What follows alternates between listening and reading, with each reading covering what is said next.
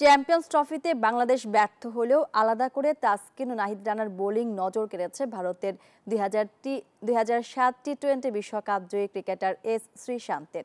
যদিও বিশ্বমঞ্চে সাকিবকে না দেখে অবাক হয়েছেন তিনি। হেড কোচ ফিল সিমন্সের প্রতি আস্থা রাখার কথাও বলেন তিনি। দুবাই থেকে বিস্তারিত জানাচ্ছেন ইমরান হোসেন। একটি টুর্নামেন্ট, নতুন স্বপ্ন, কিন্তু গল্পটা সেই পুরনো। আবারও জয়হীন বিদায়, আবারও সেই একই প্রশ্ন, কবে ঘুরে দাঁড়াবে বাংলাদেশ?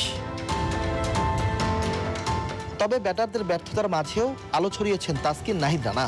এই দুজনের লড়াই অন্তত জানান দিচ্ছে বাংলাদেশ পেসারদের একটা নতুন যুগের সূচনা হয়েছে, যা মনে ধরেছে ভারতের 2007 টি-20 বিশ্বকাপ জয়ী পেসার শ্রীশান্তের। ভালো বোলিং ইউনিট বাংলাদেশের, তবে ভারতের বিপক্ষে প্রত্যাশা অনুযায়ী খেলতে পারেনি, মানসিকভাবে পিছিয়ে ছিল। বাংলাদেশের জন্য অনেক শুভকামনা।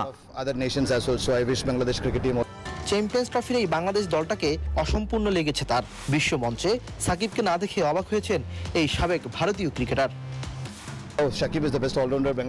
নিজের বিশ্বাস, নির্বাচকদের আস্থার কারণে সাকিব বিশ্বসেরা হয়েছেন। আশা করি ওর প্রত্যাবর্তন হবে, বাংলাদেশকে আরো অনেক ম্যাচ জেতাবে।